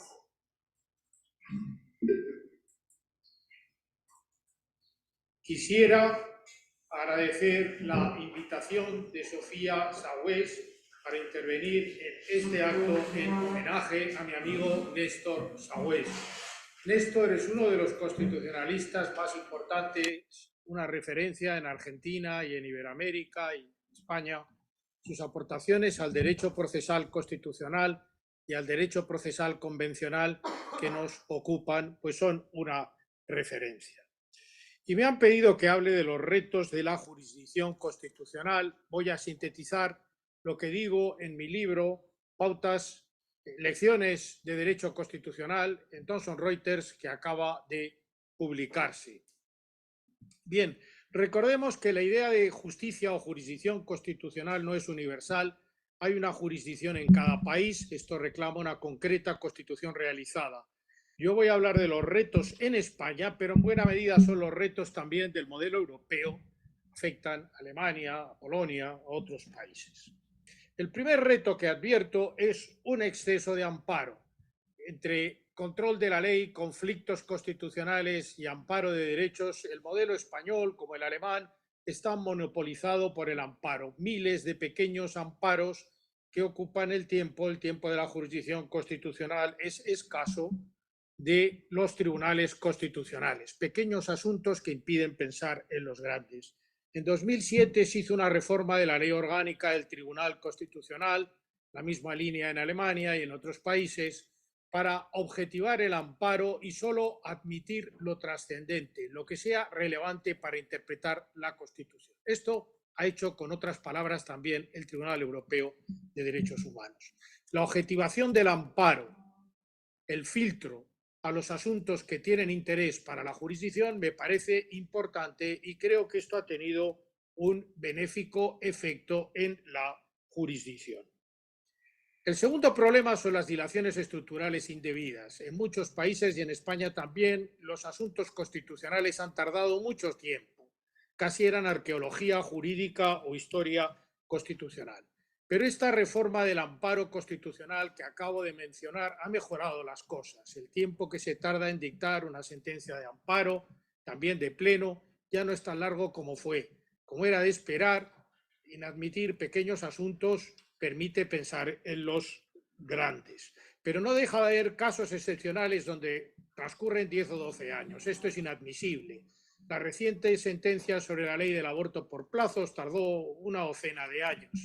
¿Acaso porque los tribunales esperan que un gobierno o un parlamento derogue la ley o que se produzcan nuevos consensos dejando enfriar el asunto? Pero esto tiene que tener un límite. Un tribunal constitucional no puede dictar sin incurrir en dilaciones, sin incurrir en denegación de justicia, una sentencia 10 o 12 años después de que se presentó la demanda en el registro. Tercero, la selección de los magistrados constitucionales y el retraso en las renovaciones. Este es el corazón de la justicia constitucional. Sin magistrados a la altura de la jurisdicción no puede funcionar. Zarebelsky, en una monografía clásica, Principi e Voti, nos recordó que en sede constitucional, en sede de jurisdicción, sala de deliberación, no se vota, se aplican principios. Pero aplicar principios constitucionales requiere conocimientos que muchos de los jueces elegidos realmente no tienen. Hace falta recuperar el interés por la excelencia, por mandar juristas independientes, no jueces soldados, como decía Sunstein, a los que no hay que dar ni orden. Juristas de prestigio, con probidad, independientes. Para esto sería bueno tener un perfil del modelo que queremos de juez. También normas de procedimiento en las designaciones parlamentarias que obliguen a baremar, o listas sobre las que se produzca la designación. O tomarse en serio la lógica de las mayorías cualificadas sin practicar los lotes, la lotización. Mucho me temo que hay serios problemas en muchas jurisdicciones constitucionales en la selección de los magistrados. Se está perdiendo el gusto por la excelencia y a veces hay prórrogas abusivas de 1, 2 o 3 años. Un tribunal constitucional prorrogado pierde imparcialidad, no da suficiente confianza, no tiene una imagen de imparcialidad. Cuarto, mejorar la inadmisión de las demandas de amparo. La reforma del amparo en muchos países permite inadmitirlo por una providencia o un simple acto. Es importante asegurarse que ese auto o esa providencia en admisión esté bien hecha, no precipitarse. En caso de duda es mejor tramitar el pleito y esperar al final para asegurarse de que la demanda a la vista de las alegaciones de las partes no tiene trascendencia. Hay ya bastantes casos en España donde el Tribunal Constitucional Español ha inadmitido el amparo, casos, por ejemplo, de malos tratos con etarras o de otro tipo, que luego el Tribunal Europeo de Derechos Humanos ha estimado la demanda. Esto no puede ser. Hay que asegurarse que la inadmisión de la demanda se compadece, se acompasa con la posterior intervención del Tribunal Europeo de Derechos Humanos o de la Corte Interamericana que pueden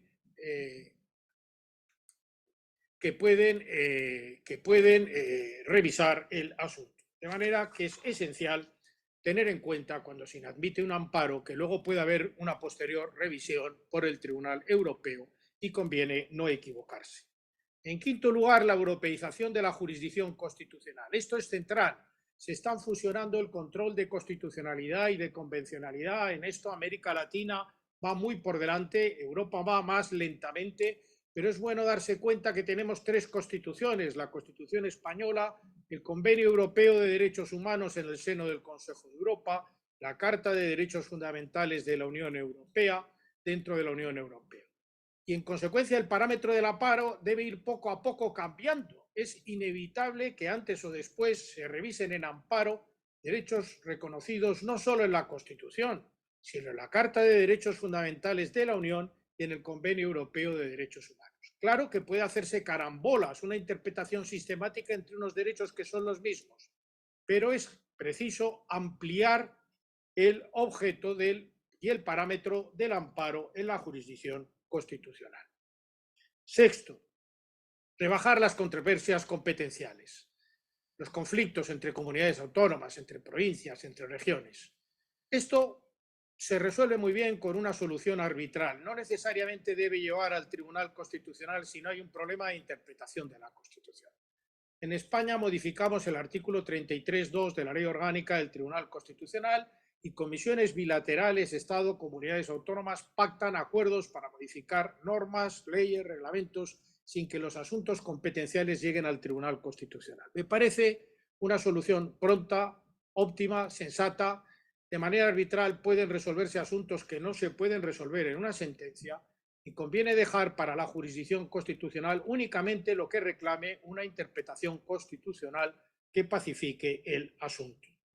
Séptimo, mejorar la interpretación constitucional. Sabemos muy poco en contra de lo que queremos de interpretación constitucional. Apenas el juicio de proporcionalidad ha avanzado en el Tribunal Constitucional Español y en todos los tribunales y cortes, también en el Tribunal Europeo, cada vez más en la Corte Interamericana. La proporcionalidad está bien estudiada y formalizada. ¿Acaso el favor libertatis o el antiformalismo? Pero no está bien detallado ni estudiado, ni hay suficientes trabajos, ni una mecánica formalizada en los tribunales sobre interpretación constitucional. Me temo que la doctrina debe ayudar a los tribunales en mejorar las técnicas de la interpretación, hacer las sentencias predecibles, formalizar los cánones de decisión, adelantar estándares que se usen en todo caso, y eso es un gran reto al que puede ayudar la doctrina. El otro, el más importante, es político, seleccionar los mejores magistrados. Por último, los nuevos derechos. Los tribunales constitucionales deben estar abiertos a revisar los nuevos derechos.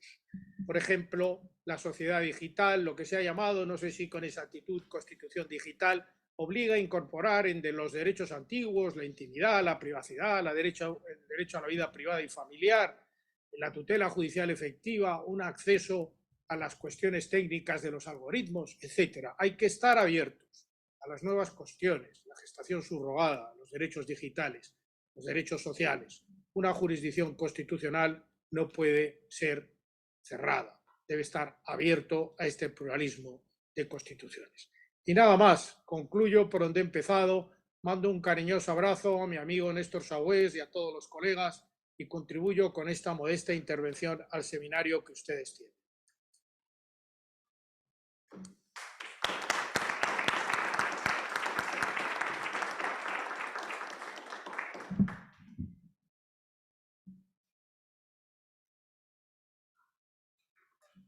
Bueno, de esta manera terminamos con el último panel en estas jornadas y damos paso a la ceremonia de entrega de diplomas, ¿no? Vamos a hacer un cierre y... Muy bien.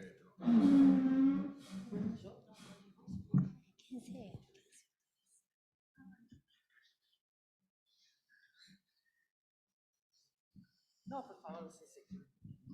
Solamente quería decir unas brevísimas palabras para mencionar 5 puntos en torno a estas maravillosas jornadas que Alfonso Santiago y la Universidad Austral generó. Voy a acercar esto aquí. Ya el aspecto emotivo lo hemos recalcado muchas veces. Yo quiero señalar algunos puntos y agradecer a todos los que han venido a trabajar sobre y a analizar el tema de las tensiones constitucionales. Muy importante me pareció en el primer panel cómo la doctora Bianchi, la doctora Gelli y el doctor Bianchi refirieron a 2 tipos de tensiones: las tensiones que sostienen este Estado constitucional, democrático y social de derecho, como bien lo señaló el doctor Eguiguren y lo han trabajado tantos doctrinarios, y tensiones que amenazan.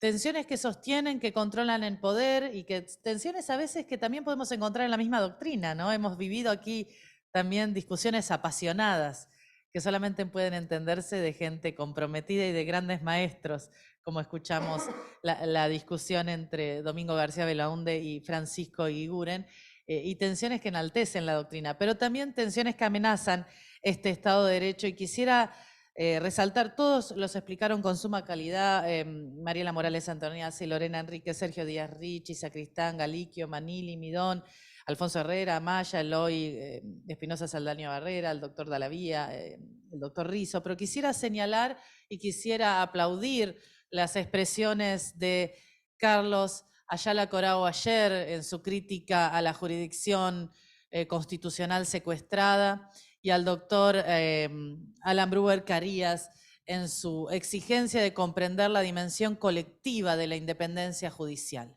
Esta independencia judicial que a veces se somete a un mercado político con tanta facilidad y que en realidad hace a la dignidad de cada uno de nosotros. esa noción de la independencia judicial como un bien colectivo, como un elemento que hace a la dignidad de cada uno, es algo que no debemos olvidar y que debemos tutelar, y me parece que esas dos exposiciones fueron muy importantes, y también la exposición del doctor Eguiguren, cuando hace referencia a esa necesidad del valor justicia como objeto tanto del sistema interamericano, objeto y fin, decía la Corte Interamericana, ¿no? Al hablar de control de convencionalidad en Almonacid y Llano, ese objeto y fin que nos aglutina, que es el valor justicia y que tiene mucho más en común de lo que diferencia, un punto tan importante. Quisiera resaltarlas y agradecer al doctor Ricardo Lorenzetti su exposición sumamente trascendente sobre darle tecnicidad a la argumentación constitucional y que va de la mano con las últimas palabras del doctor García Roca de trabajar en torno a los límites de la interpretación constitucional, y las apreciaciones del doctor Horacio Rosati en torno a no olvidar esos valores, esos sentimientos que sostienen el Estado de Derecho y el Estado de Derecho y los procesos constituyentes, ¿no? A lo que ha vuelto el doctor Eguiguren en torno a esa búsqueda de compromiso por la justicia. Quería que todas estas palabras tenían una orientación. A mí me llamó mucho la atención cómo esta jornada vuelve sobre la atención de fuentes del derecho, ¿no? Esta atención que tan bien explicó Rogelio Flores en esos 5 minutos de introducción, en un escenario de muchas veces un legislador abúlico, un legislador con inercia, un legislador que no actúa, es la fuente de la ley formal que muchas veces no ocupa su lugar, y usted lo planteó hoy, ¿no? Como muchos avances se ven paralizados por cumplimientos, ya sea por falta de leyes o por falta de reglamentación. En la problemática del ciudadano y su anomia, ¿no? Sabemos que el ciudadano que no es consciente de sus derechos es un súbdito, no es un ciudadano, y que también desarrolló el doctor Hernández. Ese poder constituyente muchas veces esclavo de la coyuntura que desarrolló Miriam Lorena Enríquez, ¿no? La crisis de las fuentes. Las crisis de las fuentes y del diálogo de fuentes entre la jurisdicción constitucional y el sistema interamericano. ¿Por qué me parece importante eso? Porque me parece importante volver a unas palabras que fueron para mí muy trascendentes de esos 10 minutos de Diego Valadez con el que nos enalteció. Las palabras de Diego Valadez no expresamente lo dijeron, pero él demostró la trascendencia de la doctrina como fuente de derecho y de la doctrina como una construcción cooperativa, transgeneracional. Él hizo referencia a los grandes maestros, Fixamudio, a Papacito, a Sánchez Agesta, a los maestros que siguieron después esas líneas y que justamente son él, Néstor Pedro Sagüez, o sea, me refiero a Diego Valadez, Néstor Pedro Sagüez, y lo trascendió a las siguientes generaciones. Y ahí me ubico yo y muchos de los que están aquí en la diplomatura. La necesidad de que la doctrina, que es una fuente de derecho que no está convulsionada por las tensiones políticas, que no está inserta en este freno de juegos de frenos y contrapesos de la dinámica del poder, y que puede contribuir con su tecnicidad, con su precisión, con su reflexión, con su construcción conjunta y cooperativa, incluso con tensiones, a dar herramientas para que las otras fuentes puedan consolidarse. Por eso aplaudo a cada uno de los que están aquí, que presentaron trabajos impresionantes y que ahora son también parte de las fuentes del derecho como doctrinarios del derecho constitucional. Y me parecieron que esas palabras podían ser un importante enlace entre estas maravillosas jornadas de la doctrina constitucionalista de la Escuela Latinoamericana de Derecho Constitucional y esta diplomatura donde ustedes se sumergieron en la doctrina y la hicieron suya. Muchas gracias.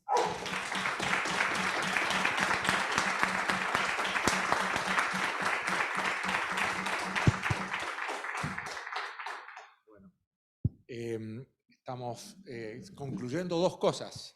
Por un lado las jornadas y por otro lado esta diplomatura de Derecho Latinoamericano. Y quisiera hacer algunas reflexiones sobre estas dos realidades que estamos terminando.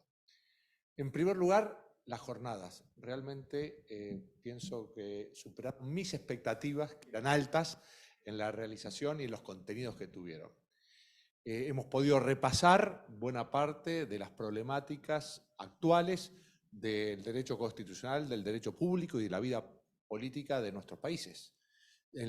Pasamos por Chile y vimos el conflicto o las tensiones en torno a los procesos de reforma constitucional. Fuimos a Perú y de la mano de dos destacadísimos académicos vimos este conflicto entre tanto normativo como fáctico entre el Congreso y el presidente, las tensiones e inestabilidades que eso genera. Pasamos por Colombia y vimos ese conflicto o tensión entre criterios convencionales y la necesidad de instrumentar un acuerdo de paz y el rol del Tribunal Constitucional. Fuimos a Venezuela y nos encontramos con una tensión de estos jueces provisorios que no tienen esas garantías ni de independencia ni de imparcialidad, esa quiebra en los principios fundamentales del Estado de Derecho. Fuimos a Panamá y de la mano de Néstor estuvimos viendo ese conflicto también entre normas de criterios convencionales y una decisión del Tribunal Constitucional panameño diciendo aquí este principio expresado en esta opinión consultiva sobre el matrimonio de personas del mismo sexo no la vamos a admitir.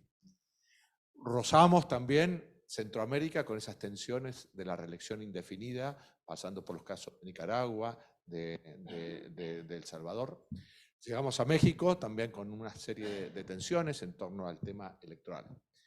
Llegamos a Estados Unidos y vimos en parte esta problemática de la reelección indefinida o no, de los gobernadores, cómo es el régimen, y Estela Sacristán nos abrió un panorama muy claro.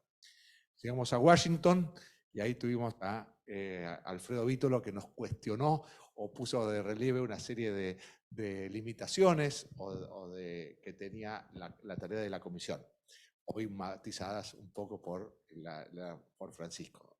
Bien, cruzamos el Atlántico y desde España también nos hablaron. Desde Cádiz hicieron alusión a ese trabajo tan bueno de Néstor Pedro Sagüez de hace 20 años, donde estaban los panoramas y desafíos que tenía la jurisdicción constitucional latinoamericana. Y recién García Roca nos hablaba de las tensiones que tenía, en cambio, la jurisdicción constitucional europea. Pienso que hemos recorrido buena parte de las problemáticas actuales en una jornada, diríamos, maratónica, con 45 expositores, con representantes de 9 países, por lo tanto, desde el punto de vista de internacionalidad, de derecho latinoamericano, pienso que ha sido muy rica. Pero más allá del contenido académico, pienso que lo más rico, al menos que yo me llevo, y pienso que quiero poner de relieve, es el testimonio personal de Néstor Pedro Sagüez. Y quisiera hacer, diríamos, referencia a ese contrapunto impresionante en cómo comenzamos las jornadas, recordando y poniendo de relieve sus antecedentes académicos, sus doctorados honoris causa, la cantidad de libros, la cantidad de cosas que fundamentaban, era necesario ponerlo de manifiesto porque lo íbamos a nombrar profesor emérito, que nos llevaban a reconocimiento. Y el contrapunto entre esa grandeza intelectual y académica y sus palabras pidiendo, diríamos, dar gracias, pidiendo perdón por si en la vida académica había tenido algún roce con alguno y pidiendo esa ayuda, la ayuda de esa oración para poder llegar al cielo. Un contrapunto increíble entre la grandeza académica y la humildad personal, que pienso que es lo más rico, más allá de los conocimientos que nos vayamos llevando, pienso que el testimonio y el ejemplo de vida es conmovedor. Bien, y entonces, junto a estar cerrando esta jornada tan rica, desde lo académico y desde lo personal, también estamos cerrando esta diplomatura de Derecho Constitucional Latinoamericano. En los últimos años, desde el año 2010 hasta esta parte, pude ir a los distintos congresos mundiales de Derecho Constitucional. El 2010 en México, 2014 en Noruega, celebrando los 200 años de aniversario de la Constitución de allí, 2018 en Seúl, 2022 en Sudáfrica. Son los mismos años que hay mundiales, hay también Congreso Internacional de Derecho Constitucional. Bien, y entonces ahí uno puede otear esta realidad del derecho constitucional a escala global. Y pienso que hay como regiones, ámbitos del derecho constitucional. Indudablemente hay un derecho constitucional europeo, con una fuerte componente dogmático, tal vez liderado por Alemania, pero también seguido por Italia, por España, por los nuevos países que también se van incorporando a la jurisdicción constitucional. Un derecho europeo de base dogmática. Después hay otra realidad que es el derecho constitucional norteamericano, anglosajón, pero particularmente norteamericano, con menos énfasis en la dogmática, pero con más componentes políticos, sociológicos e históricos que nutren esa realidad.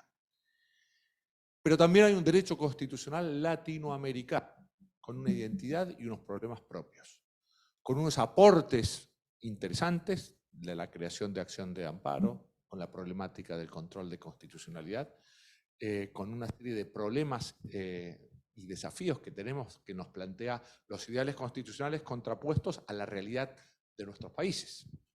La creación del Estado constitucional de cosas, la vigencia o no, operatividad o no de los derechos económicos, sociales, culturales y ambientales, que son realidades propias, con un dinamismo propio. Por lo tanto, justifica plenamente el que exista un ámbito en donde estudiemos en profundidad este derecho latinoamericano y, si queremos extenderlo, iberoamericano.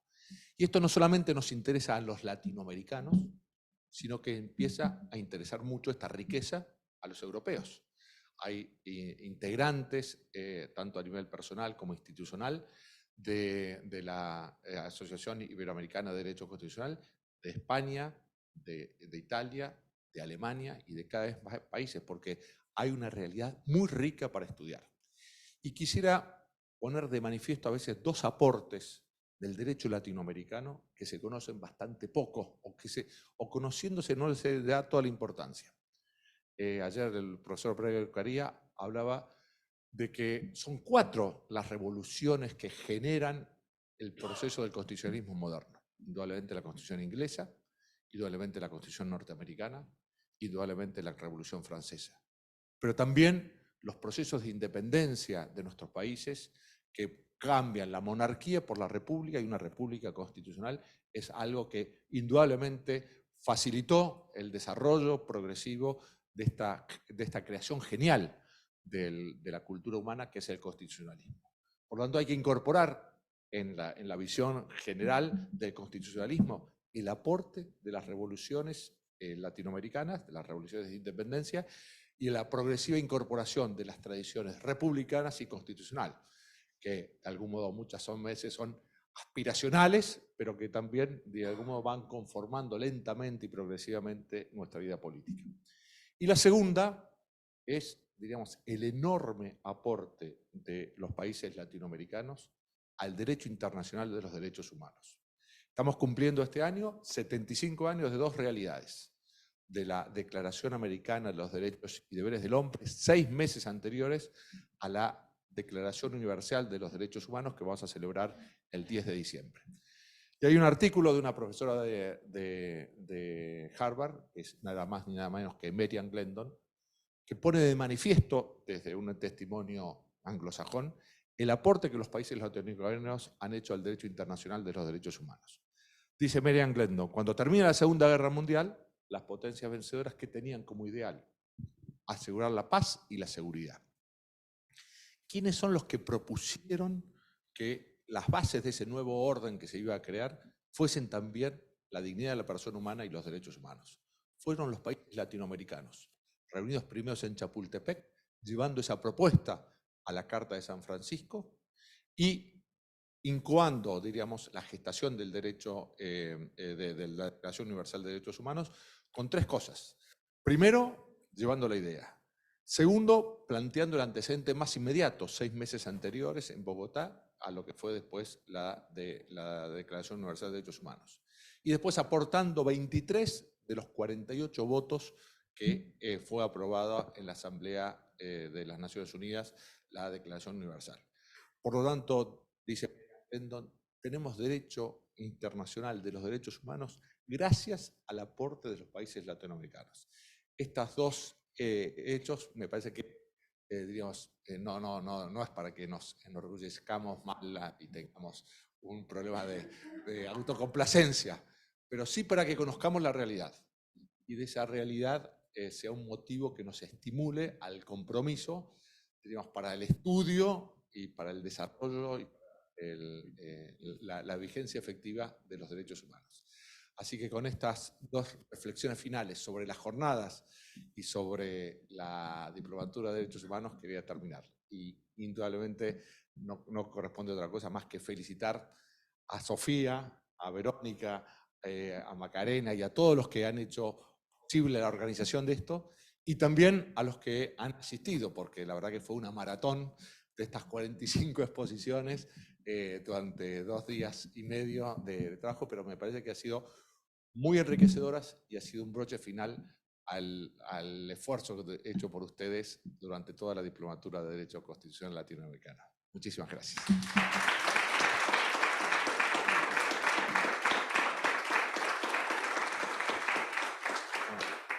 Ahora vamos a invitar al decano a entregar los diplomas de la diplomatura.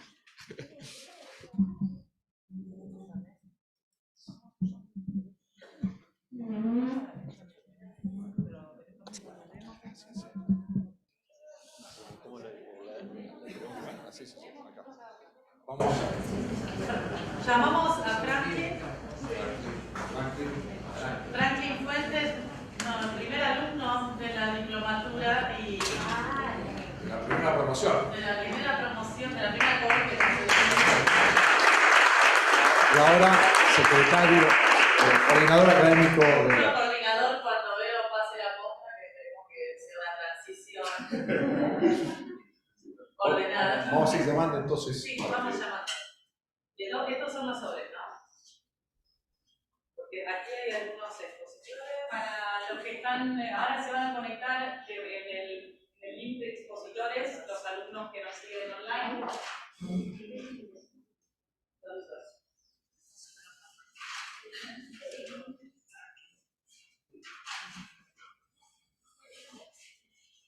Bueno, yo también salí esta mañana agarrando los diplomas. Bueno, vamos a...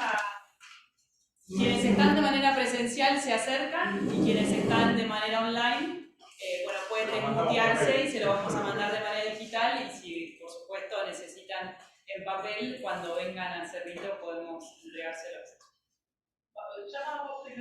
Adrián Aguirre. Un aplauso, por favor.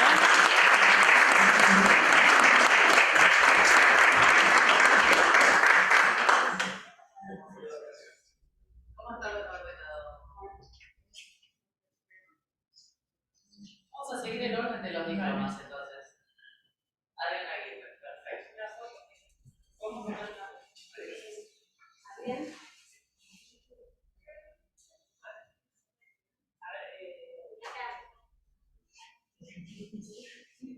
Adrián Aguirre además recibe diploma de honor por la calidad de su trabajo de investigación desarrollado para aprobar la diplomatura.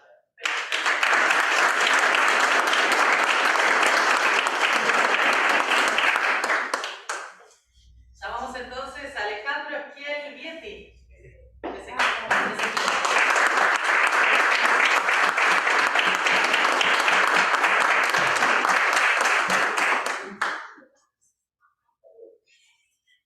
Felicitaciones. Ale, que tiene 2 maestrías en la Universidad Austral, ¿eh? Presidente.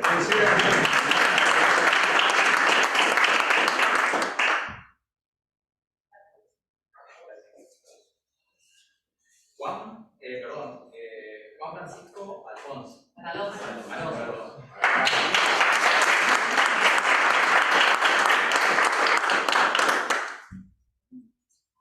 Juan Francisco también recibe diploma de honor por un excelente trabajo que va a desarrollarse en tesis doctoral. ¿Sí?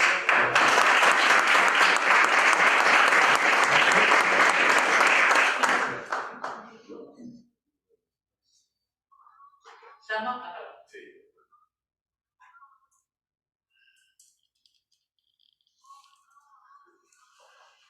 Llamamos a Vania. Si alguien está con la familia y quiere pasar con la familia, Alfonso siempre dice que los diplomas son bienes gananciales también de la familia. Sí, pasen para la foto también. Ya que vinieron a acompañarlo.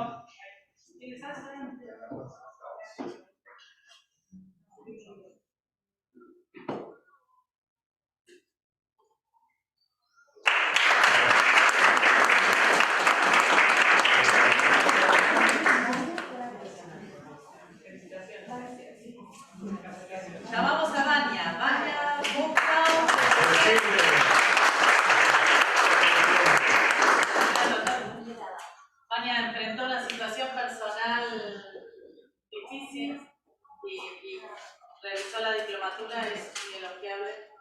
También ha hecho la maestría en matemáticas. Gracias.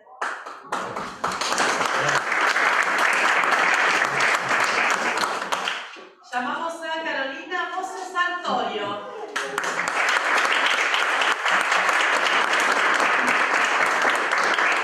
Pero también una asidua presente en muchos programas de la Austral, muy buena funcionaria de la Corte Suprema también.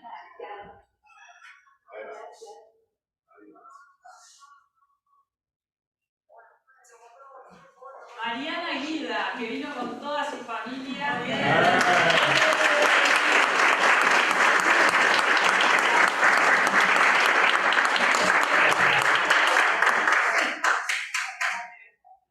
Pasen chicos, pasen.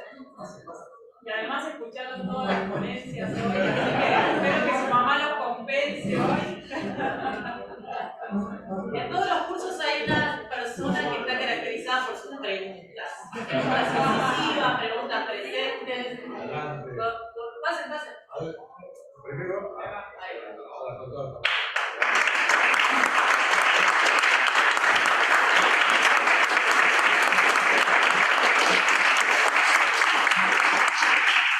En esta promoción la pregunta incisiva estaba varios, pero especialmente Mariana.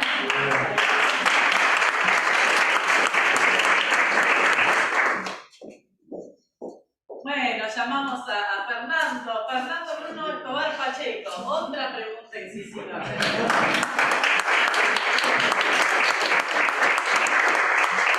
Felicitaciones. Desde Bolivia. Muy buen aporte a la diplomatura. Impresionante trabajo sobre derecho ambiental.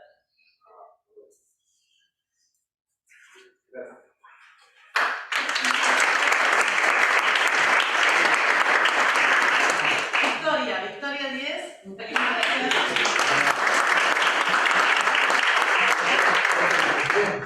Otra reincidente. Perdón, No vale. Maestría de grado y este es el diplomatura de Sí, la maestría de triple título. y una gran funcionaria del tribunal también.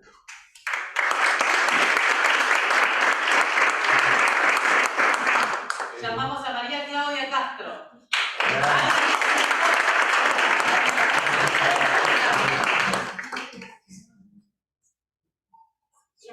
Gracias, claro. Un placer.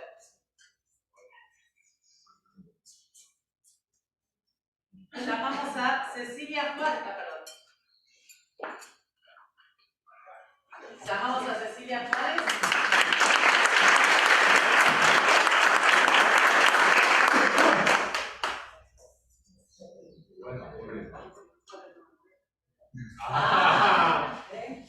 Lo podemos llamar, ¿quieren fotos con ustedes también?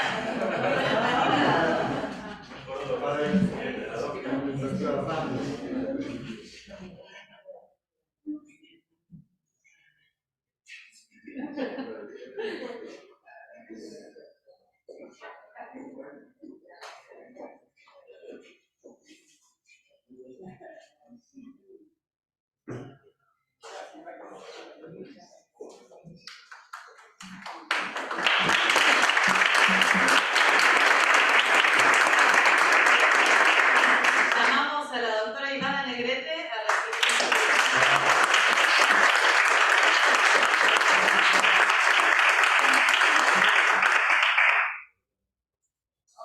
Bueno, Ivana, qué lindo.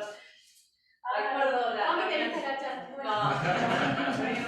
reuniones informativas. Ivana hace justicia a 400 kilómetros de la ciudad de Neuquén y desde allí realiza la diplomatura. qué bueno. Muchas gracias.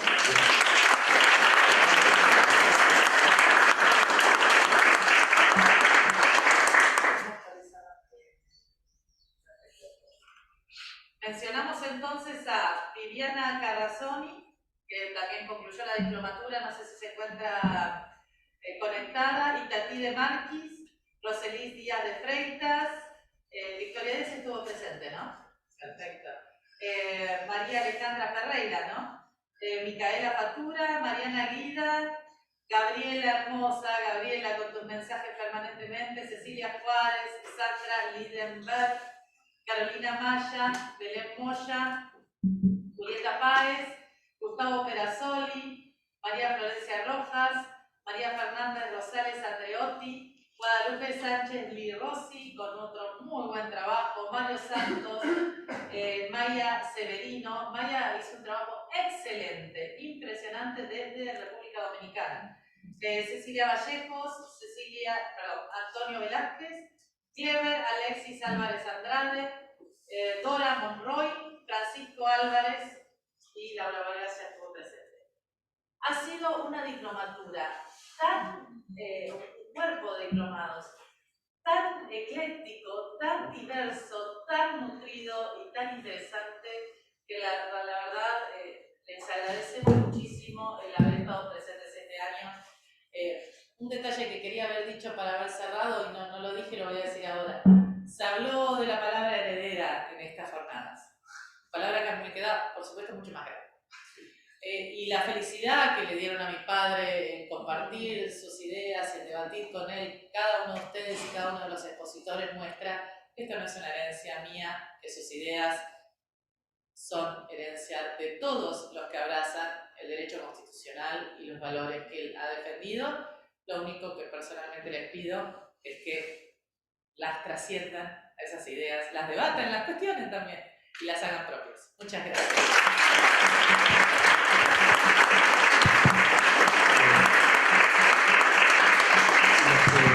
Los que ayer nos quedamos hasta última hora, pudimos escuchar una cosa lindísima que dijo Néstor, que dijo que habían sido los 2 días más felices de su vida. Así que bueno, podemos celebrar haberle dado esa alegría en este momento. Bueno,